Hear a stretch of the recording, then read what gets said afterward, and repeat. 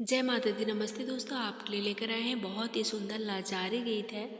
बहुत ही नया गीत है, तो चलिए आपको सुनाते हैं। जैसा भी लगेगा लाइक कमेंट से सब्सक्राइब जरूर करिएगा हमारे चैनल को।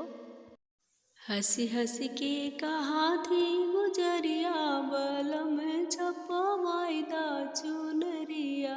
हंसी हंसी के कहा थी गुजरिया, बलम छपवाईदा, बलम छपवाईदा चुनरिया।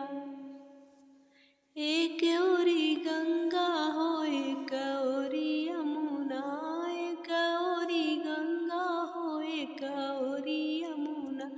बिचवा में सरयू लहरिया, बलम छपवाईदा, बलम छपवाईदा चुनरिया। बिचवा में सरयू लहरिया, बलम छपवाईदा, बलम छपवाईदा चुनरिया। हंसी हंसी के कहा थी गुजरिया, बलम छपवाईदा चुनरिया।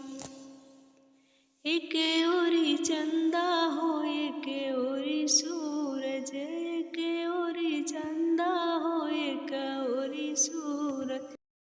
बिचवा में तारा या जोरिया, बलम छपवाईदा, बलम छपवाईदा चुनरिया। बिचवा में तारा या जोरिया, बलम छपवाईदा, बलम छपवाईदा चुनरिया। एक ओरी गोकुल हो एक ओरी मथुरा, एक ओरी गोकुल हो एक ओरी मथुरा।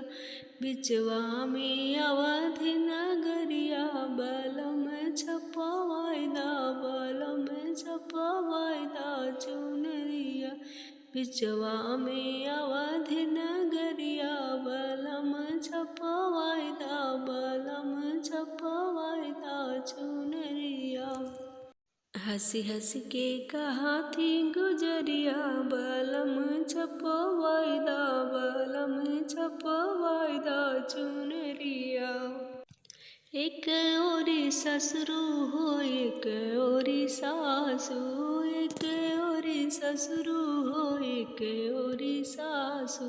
बिचवा में आपन सकलिया, बलम छपवाईदा, बलम छपवाईदा चुनरिया।